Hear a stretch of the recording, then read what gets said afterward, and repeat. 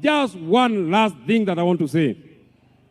Wakati tunaaga Mheshimiwa Kiarao, kiongozi yangu, party leader yangu Mheshimiwa Rigathi Gachagua, nataka nikuambie ukiwa hapa Olkalau ujisikie uko nyumbani. Nataka nikuambie ukiwa hapa nyumbani Olkalau ujisikie uko nyumbani. Nataka nikueleze ukiwa hapa Olkalau usiwe na wasiwasi.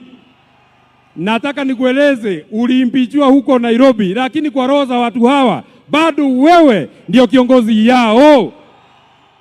Na ninamalizia kwa kusema, kwa sababu viongozi wako hapa wengi sana, Mheshimiwa Kwenya, kwa sababu viongozi wako wengi sana, na mimi sitaki niseme kuzidi hapo, kiongozi wa wengi kwa sababu uko hapa,